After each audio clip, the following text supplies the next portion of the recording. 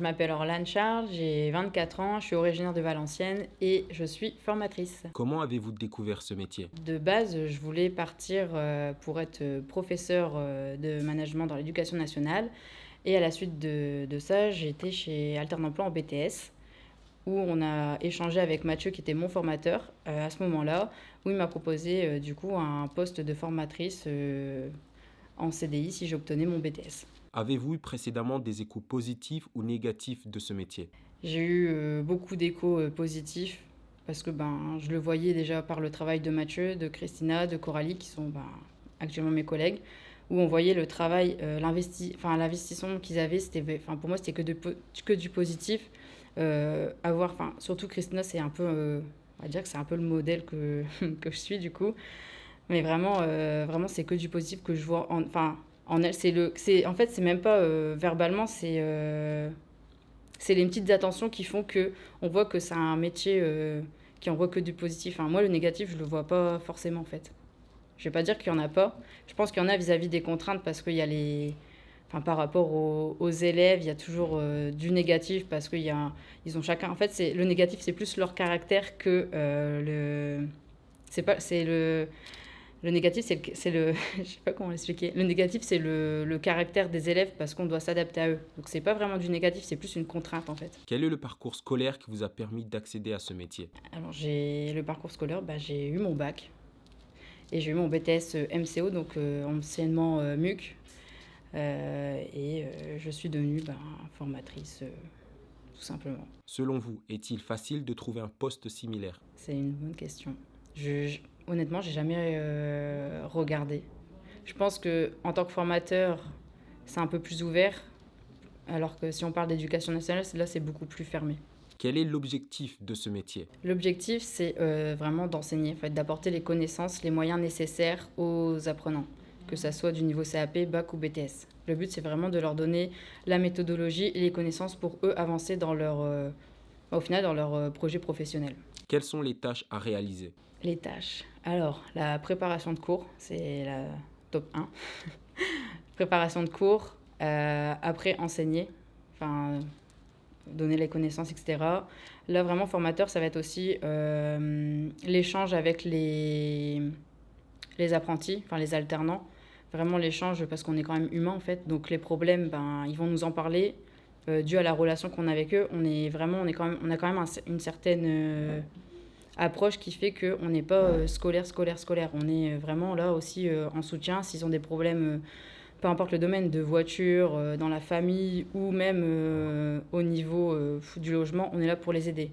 Et après, on a aussi du coup la tâche aussi, c'est vraiment le lien entre l'entreprise et le CFA, chez Altern Emploi. Donc en fait, c'est vraiment là, nous, on doit faire le suivi des apprentis tout au long des 2 ans, enfin tout au long où on doit valider en fait des compétences en entreprise. Comment décririez-vous votre journée de travail à un enfant? Un enfant, c'est... je peux utiliser tous les moyens que je veux, enfin, peu importe comment je décris. Orlane, elle se lève le matin, elle, euh, elle se prépare elle prend son petit cartable, on va dire, et puis elle part à l'école. Elle part à l'école comme si que j'avais ma fille, on va dire, ma petite fille, elle va à l'école et moi, je vais aussi à mon école. Je pense qu'à l'enfance, on devrait dire, je suis une maîtresse pour grand enfant.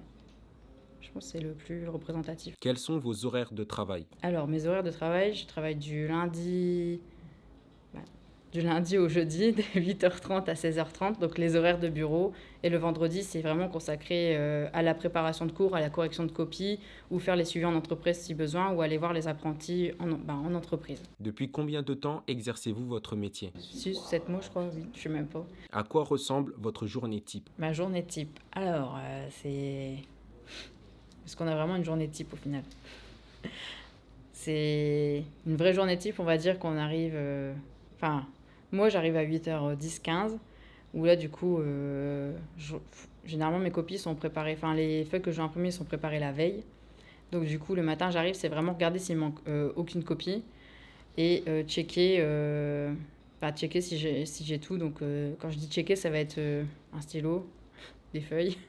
C'est vraiment le mini, le truc de base. Regarder les mails parce que les élèves, ils ont l'habitude, je sais même pas si c'est une habitude ou s'ils le font exprès même, mais d'envoyer des mails le soir à 23h pour demander l'EDS c'est bien demain, sauf que moi je réponds le matin. Et après 8h30, si j'ai cours, j'enchaîne du coup, je fais ma journée de cours. Si jamais j'ai pas cours, je fais du coup vraiment de la préparation. Enfin, pas la préparation de cours, mais là c'est vraiment la préparation de PowerPoint. Enfin, moi je fonctionne beaucoup avec des diaporamas, avec le digital. Je trouve ça beaucoup plus intéressant parce qu'on est dans l'ère du digital et vu le public qu'on a, c'est ce qui fonctionne le plus. Et ensuite, je fais ma journée où je fais mes cours et on enchaîne les cours. Quelles sont les difficultés que vous avez rencontrées à ce poste? Moi, je me mets beaucoup de pression. Donc, au début, c'est vrai que la préparation de cours, on ne sait pas où donner de la tête, on ne sait pas par où commencer. Mais une fois qu'en fait, on a trouvé son organisation, ça va tout seul au final. Quand j'ai mes temps libres, soit du coup, soit j'aide les élèves si besoin. Il y en a qui viennent du coup pour me voir, etc. pour les cours. Ou bien je prépare mes cours tout simplement. Après, vraiment, le vendredi, c'est vraiment la grosse journée où on a tout ce temps pour vraiment préparer les cours. Que ça soit préparation de cours et copie. Mais c'est vraiment... c'est une organisation à prendre au final. Et les difficultés, c'est gérer les conflits en fait. Avoir une certaine... je vais pas dire être autoritaire, mais lorsqu'il y a un conflit, c'est vraiment être capable de s'imposer et de garder son calme en fait. Je crois que le plus dur, c'est garder son calme quand on a quelqu'un qui nous relance des pics et qui nous énerve. Mais je dis pas que ça arrive tout le temps, hein, mais il y en a qui ont du mal avec l'autorité, l'autorité plutôt, surtout féminine, on va dire. Hein, c'est pas non plus que dans le commerce ou autre, c'est vraiment dans tous les métiers. Mais vraiment, c'est vraiment l'autorité vis-à-vis des élèves quand il y a vraiment quelque chose vraiment, c'est vraiment le gros conflit où là, l'élève, il veut rien entendre. Le formateur, il reste, on va dire, buté sur ses idées, en fait. C'est pas forcément il a raison ou j'ai raison, non, c'est vraiment la gestion de conflit. Gérer un conflit où on a vraiment une classe qui va être limite contre nous, alors qu'on sait très bien, on a très bien vu ce qui se passait et que l'élève, il veut rien savoir aussi. Donc là, ce genre de problème, c'est faire intervenir, on n'a pas le choix de passer avec... moi, je passe par mon supérieur, donc soit Mathieu ou Lilian, pour avoir un genre de soutien au final. Quels sont les avantages de ce métier? Les avantages, c'est la flexibilité, l'autonomie. Vraiment, on est libre. Je ne vais pas dire on fait ce qu'on veut parce qu'on doit suivre le programme quand même par l'éducation nationale, mais on est libre dans comment on enseigne en fait. Si on décide de faire des exercices, si on décide de faire de la théorie à fond, c'est vraiment nous, utiliser les supports digitaux, on fait vraiment ce qu'on veut. L'un n'est pas l'autre. Moi, je le vois que mes collègues, ils ont leur manière, j'ai la mienne, et c'est vraiment ça. C'est vraiment la flexibilité et l'autonomie. On n'a pas quelqu'un qui est toujours là à nous dire pourquoi t'as fait comme ci et pas comme ça. C'est vraiment ça que moi, j'aime bien. Quels sont les inconvénients de ce métier? Les inconvénients, c'est qu'on décroche pas. Moi, quand je dis on décroche pas, c'est pas... déjà, c'est le côté travail. Moi, quand je rentre chez moi, certes, je finis à 16h30, c'est pas pour autant que je continue à travailler et à corriger mon tas de copies que j'ai sur la table du salon. Mais ça, c'est... Voilà, mais c'est aussi au niveau de décrocher avec les élèves. Parce que nous, on est beaucoup en contact. Moi, j'ai créé des groupes workplace où, du coup, on échange plus facilement que par mail. Et c'est vrai que dès qu'ils ont un problème, ça peut être au travail parce qu'ils ont cassé une bouteille, ils savent pas comment faire.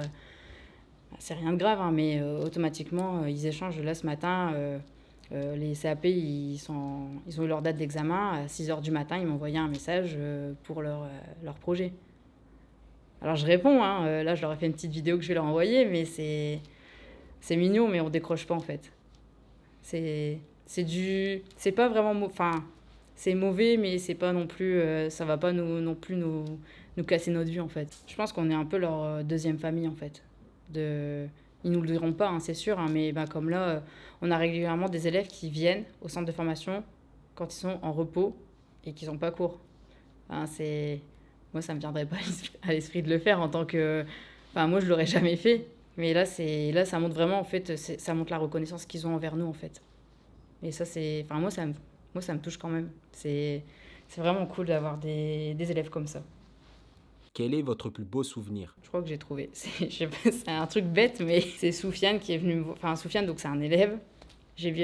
Donc moi, j'enseigne les maths. Je ne l'ai pas dit, pardon, mais je fais le maths et le commerce. Et en maths, donc, je fais mon système je donne le cours sur le diapo et à la fin, voir s'ils ont bien écouté, ils scannent un QR code ou ils répondent à un questionnaire. Et donc j'étais en pause, donc ils finissaient de remplir le questionnaire et Soufiane qui a ouvert la porte. Orlan, j'ai eu 19 à mon QCM. C'était rien du tout, hein, mais ça m'a marqué quand même. Enfin, ça m'a touché parce que pour lui c'était un truc de fou. Pour moi c'était c'était juste un 19 au chapitre 1 du cours de maths, mais ça se voyait qu'il était vraiment fier de lui et moi ça m'a touché parce que je me dis, au final, j'ai mis peut-être 4 heures à faire le diapo, le QCM, mais au moins j'ai eu la reconnaissance et ça m'a fait plaisir. Quel est votre pire souvenir? Mon pire souvenir, je crois que c'est d'avoir viré 4 élèves. 4 élèves, bon, il y avait les circonstances qui faisaient que, mais c'est je trouve pas ça enrichissant en fait de virer des élèves parce que on se remet enfin moi je me remets beaucoup en question. Dès qu'il y a quelque chose qui va pas, je demande toujours à Mathieu, toujours à Christina, toujours à Coralie, tout le temps au groupe en fait. Et c'est vrai que là je me suis dit virer les 4 et puis les prendre en entretien individuel, c'était pas, je pense que c'est quelque chose que je préfère pas, que je préfère oublier parce que c'est pas mon objectif en fait. Quel est le salaire à ce poste? Alors le salaire, c'est entre 1004 net et 1006 net. En fait, ça dépend vraiment du travail qu'on fait. Donc si on fait des contrats, on va avoir des primes, etc. Mais aussi, on a la chance d'avoir un employeur qui est reconnaissant sur le travail qu'on fournit en fait. Donc le salaire, on sait jamais. Enfin, moi, je sais jamais combien je vais gagner. C'est surprise. Mais je suis toujours dans les tranches entre 1004 net et 1006 net. Quels sont vos rapports avec vos collègues? À mes ententes, je pense que c'est une très très bonne entente. Je pense qu'on est une mini-famille. Franchement, on a le papa, on a vraiment le père, la mère, les enfants. C'est vraiment comme ça. Enfin, on est vraiment soudés. Quand il y a un problème, tout le monde vient. Mais qu'est-ce qu'il y a? Et on cherche la solution. S'il y en a un qui est déprimé, faut remonter le moral à l'autre, etc. On est vraiment une famille en fait. Quels sont les débouchés possibles du métier? Alors, débouchés possibles après formatrice, ça va être responsable pédagogique et par la suite responsable de site. Comment votre métier est perçu par votre entourage? Très bien, ils sont contents pour moi. Vraiment, c'est parce que j'ai eu un parcours où je savais pas du tout en fait ce que je voulais faire, où je suis partie dans les bureaux, je suis partie en licence de lettres et puis après je me suis retrouvée dans le commerce. Enfin vraiment, je savais pas. Et là, à 24 ans, avoir quelque chose une stabilité, c'est un soulagement pour eux, surtout pour ma mère, mais vraiment ils sont vraiment contents pour moi. Quels sont les conseils que vous pouvez donner à une nouvelle recrue? Une nouvelle recrue, impose-toi. Te laisse pas influencer par les élèves. Genre vraiment, impose-toi direct. Avez-vous un message à donner pour ceux qui souhaitent réaliser ce métier? Foncez, faut pas réfléchir et foncez.